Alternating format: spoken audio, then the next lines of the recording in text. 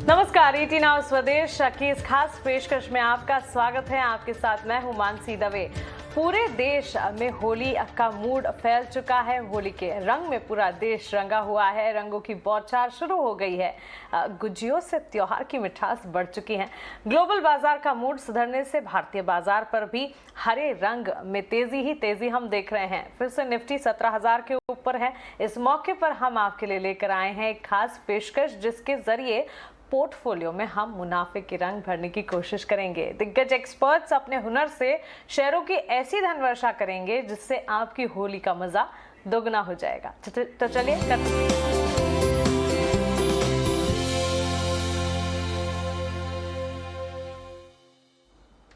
और चलिए हमारे साथ जो दिग्गज पैनल जुड़ी हैं उनका स्वागत कर लेते हैं। हमारे साथ जुड़ गए हैं इंडीट्रेड कैपिटल के सुदीप बंदोपाध्याय, साथ ही हेम सिक्योरिटीज से आस्था जैन और प्रॉफिट मार्ट सिक्योरिटीज से अविनाश गोरक्षकर। आप तीनों का ही बहुत स्वागत है ईटी नाउ स्वदेश पर। अपना समय देने के लिए आपका शुक्रिया। होली की ढेर सारी शुभकामनाएं आपको। और एक एक कर शुरुआत हम आपके एक्सपर्ट पिक से, आपके फंडामेंटल एनालिसिस से ज़रूर करेंगे, लेकिन होली का त्यौहार है, त्योहारी सीजन एक तरह से शुरू हुई है और इस बीच होली का त्यौहार आप कैसे मनाते हैं ये तो हमें जानना ही है। तो चलिए आस्था जी, आपसे शुरुआत करते हैं। Happy Holi to you. बताएं क्या नई तैयारियां कर रही हैं, घर पे क्या मिठाइयां हैं, कैसा माहौल है आपके घर पे?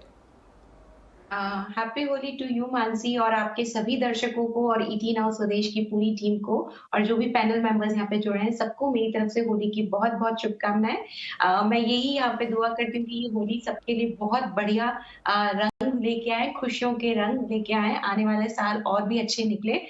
देखिए हम लोगों को तो बिल्कुल यहाँ पे किचन में लगना ही पड़ता है जब ये होली होती है और मैं पर्सनली खुद अपना प्रिपरेशन खुद करती हूँ, तो बिल्कुल होली में मिठाई के रंग हम जरूर यहाँ पे चढ़ाते हैं, तो उसकी बस अब तैयारी चालू करनी ही है। सो होली यहाँ पे काफी बढ़िया तरीके से हम लोग मनाते हैं। हाँ, लेकिन हम लोग रंग काफी कम खेलते हैं, लेकिन बाकी सब धूम धड़ाका रहता है और मेरे हिसाब से यही धूम धड़ाका और इसी तरह से सबके पोर्टफोलियो यहाँ पे बढ़ते जाए, यही मेरी शुभकामना है आपके सभी दर्शकों को। चलिए हर साल आपकी होली इसी तरह से खुशी के साथ बीते, यही हमारी शुभकामनाएं। अविनाश जी, रंगों के साथ कल आप खेलने वाले हैं, तैयारी क्या कर रहे हैं? आज तो वैसे बाजार मार्केट पर अपना आउटलुक आप बता रहे हैं, लेकिन कल फिर बाजार की छुट्टी है। बिल्कुल, आप और आपके सभी टीम मेंबर्स को हैप्पी होली। अ, होली की बात करें तो मुझे लग रहा है कि 2 साल के बाद होली खेलने को मिलेगी, क्योंकि आई थिंक कोविड के केसेस अभी कम हो चुके हैं, तो डेफिनेटली रंगों के साथ थोड़ी बहुत होली खेलेंगे। लेकिन ज़्यादातर मैं समझता हूँ कि छोटे बच्चे जो हमारे हैं वहाँ पे ज़्यादा एक्साइटमेंट होता है। हमने होली स्कूल और कॉलेज के बाद तो रंगों के साथ थोड़ा कम काम किया है। लेकिन फिर भी मेरी तरफ से सभी व्यूअर्स को, सभी टीम मेंबर्स को हैप्पी होली। लग तो रहा है कि मार्केट में वापस चमक आ गई है और होपफुली एफआईएस की बाइंग अगर जारी होती है और मैक्रोज इंप्रूव होते हैं तो हमको इस साल मार्केट्स में अच्छे रिटर्न्स देखने को उम्मीद। बात तो बिल्कुल सही कही आपने। इस बार की होली जो है काफ़ी स्पेशल है, क्योंकि 2 साल के बाद फुल फ्लेज्ड होली खेलने का मौका सबको मिलेगा। सुदीप जी, स्वागत है आपका भी। आप बताएं कैसी तैयारियां और कैसे सेंटिमेंट्स नज़र आ रहे हैं होली से, होली के दिन, होली के त्यौहार और साथ ही रंगों के इस त्यौहार को लेकर। मानसी जी, हैप्पी होली टू यू और ईटी स्वदेश के सारे कर्मचारियों को और मेरे मित्र विनाश जी और पैनल में आस्था जी और ईटी स्वदेश के सारे दर्शकों को मेरी तरफ से हैप्पी होली। देखिए, होली एक बसंत पंचमी से शुरू होता है, त्योहार का मौसम, और ये वो होली में आके बसंत का उत्सव खत्म होता है। और ये एक बहुत बड़ा भारत के लिए बहुत बड़ा, पर्टिकुलरली नॉर्थ वेस्ट और ईस्टर्न इंडिया में, सदर्न इंडिया में इतना बड़ा नहीं है, पर बाकी इंडिया में बहुत बड़ा उत्सव है और इसको हम रंगों से मनाते हैं। और ये इस बार जैसे अविनाश जी कह रहे थे, बहुत ही दिनों के बाद 2 साल होली मना नहीं पाए, तो इस बार सब होली मनाने की तैयारी कर रहे हैं। घर में भी तैयारियां हो रही हैं, बच्चे बहुत ही एक्साइटेड है, 2 साल के बाद होली मना पाएंगे। और हम लोग भी एक्साइटेड हैं क्योंकि मार्केट एक बहुत संकटमय स्थिति से गुजरने के बाद थोड़ा पॉजिटिव मूव, पॉजिटिव ट्रेंड दिखा रहा है और रूस और यूक्रेन का युद्ध में भी थोड़ा लग रहा है कि थोड़ा युद्ध विराम हो सकता है बहुत जल्द। तो ये होली के मौसम के लिए पॉजिटिव न्यूज़ फ्लो, इसके साथ होली की तरफ हम लोग देख रहे हैं। यही मैं बताना चाहूँगा अभी।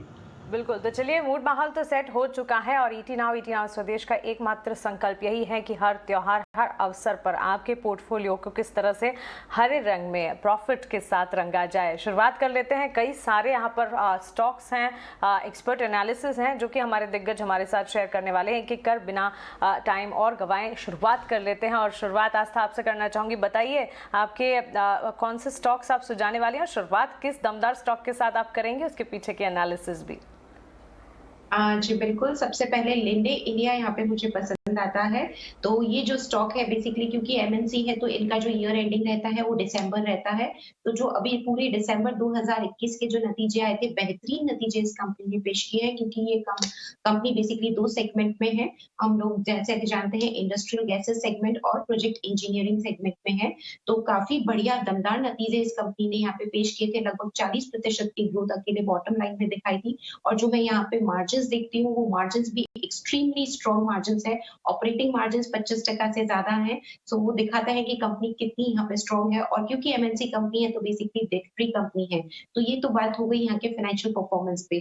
दूसरी तरफ देखा जाए तो कंपनी ने अभी रिसेंटली एग्रीमेंट भी साइन किया है वेदांता ग्रुप की कंपनी ईएसएल के साथ। वहाँ पे कंपनी इनको प्रोवाइड करेगी 800 टन ऑक्सीजन के और नाइट्रोजन भी यहाँ पे प्रोवाइड करने वाली है। तो जिस तरह से ये एग्रीमेंट साइन हुआ है, ये लॉन्ग टर्म एग्रीमेंट कंपनी ने साइन किया है जो मुझे लगता है आगे जाते हुए कंपनी के फाइनेंशियल्स को और ज्यादा मजबूती प्रदान करेगा।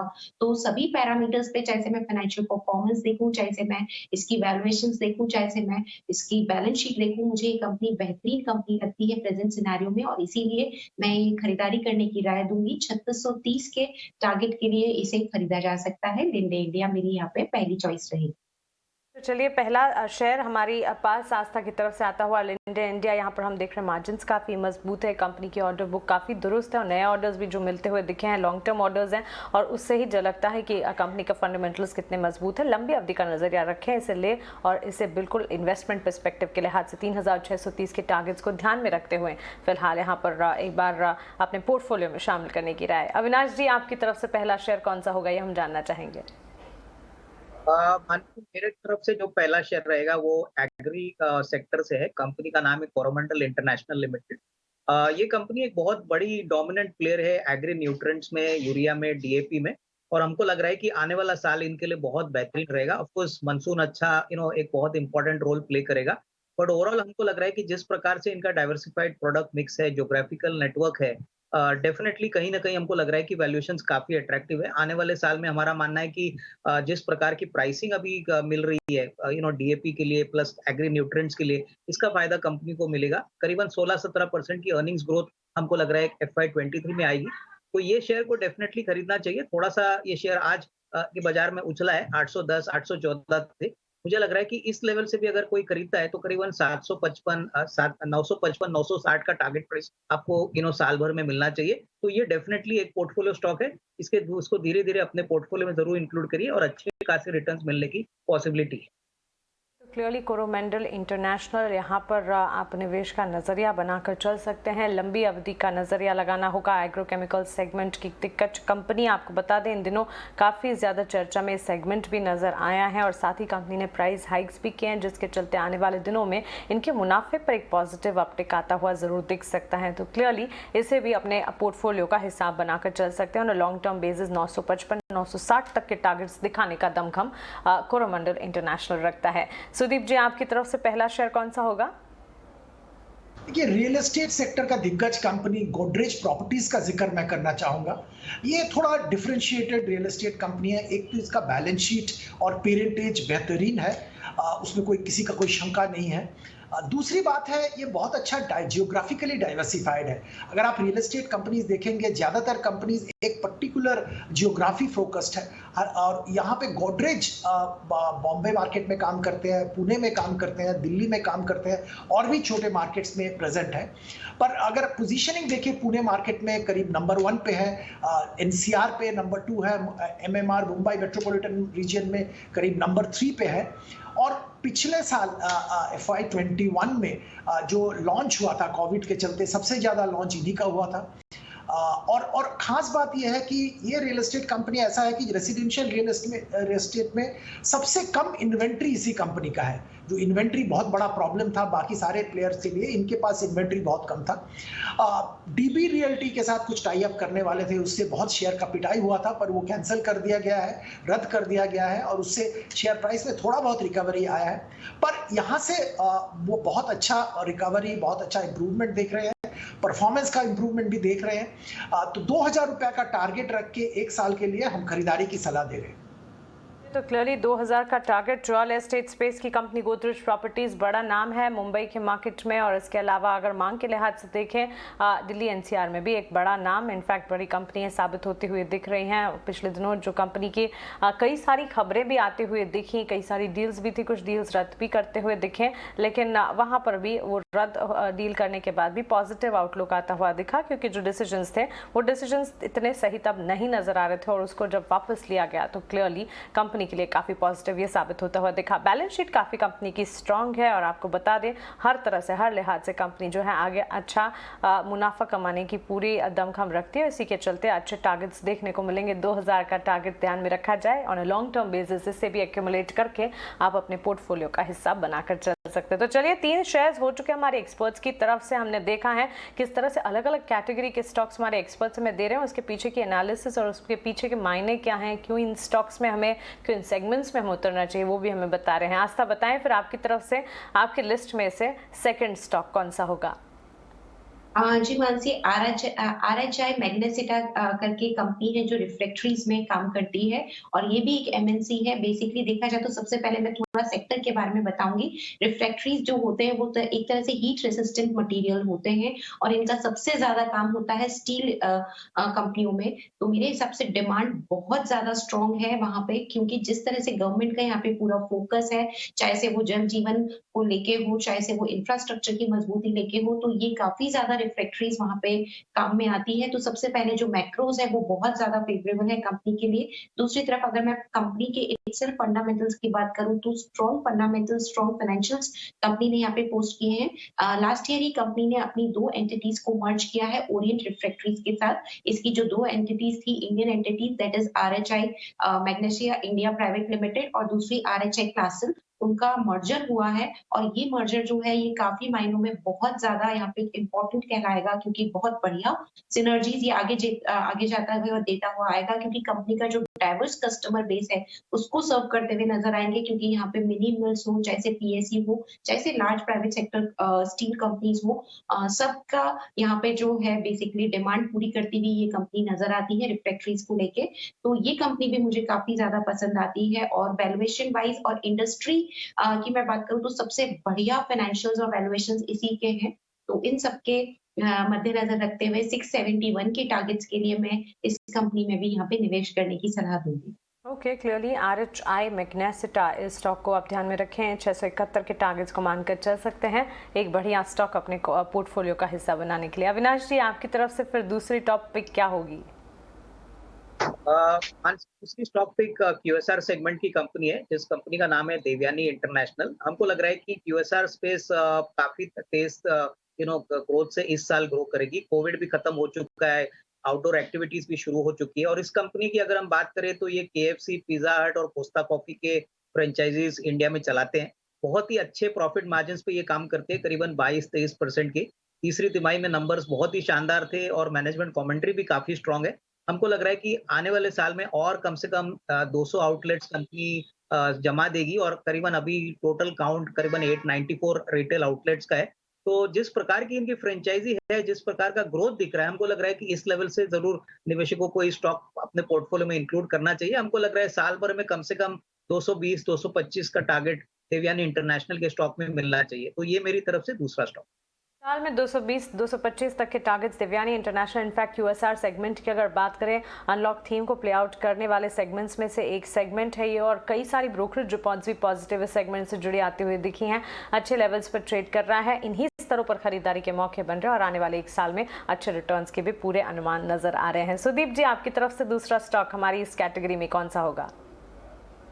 मैं जिस शेयर का जिक्र करना चाहूंगा वो अपने क्षेत्र में दिग्गज कंपनी है, वायर्स एंड केबल सेगमेंट में इनका करीबन 22% मार्केट शेयर है। मैं पॉलीकैब की बात कर रहा हूँ और इस सेक्टर के ऑर्गेनाइज सेक्टर में लीडर है और बहुत अच्छा कामकाज हो रहा है। और आने वाले दिनों में जैसे इंफ्रास्ट्रक्चर का एक्टिविटी बढ़ रहा है सरकार के तरफ से, प्राइवेट सेक्टर की तरफ से, हाउसिंग फॉर ऑल की बात हो रही है, ये सारे जो सिग्नल्स हैं इस सेक्टर को बढ़ावा देगा आने वाले दिनों में।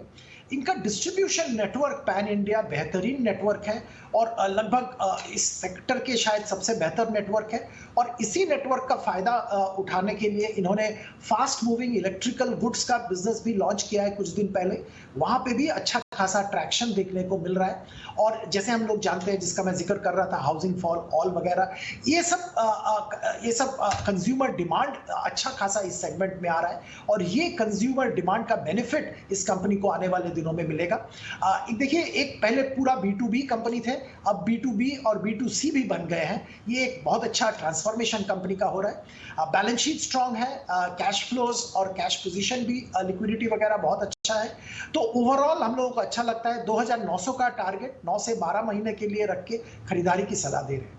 ओके, 2900 तक के टारगेट्स पॉलीकैब इंडिया में ध्यान में रखकर आप चल सकते हैं और अच्छे लेवल्स पर ये ट्रेड करता हुआ 9 से 12 महीने तक का नजरिया जरूर बनाकर चले। और अच्छी तेजी के बीच जो रियल एस्टेट प्लेज में तेजी देखने को मिल रही है, इसका एक इवेंचुअल इम्पैक्ट है जो कि इन काउंटर्स पर भी पड़ता हुआ दिखेगा। आस्था, आपकी तरफ से सूची में तीसरा और आखिरी शेयर कौन सा होगा? जी मानसी, जैसा अभी रियल एस्टेट सेक्टर की ही आपने यहाँ पे बात की, तो उसी सेगमेंट की कंपनी है ब्रिगेड एंटरप्राइजेस।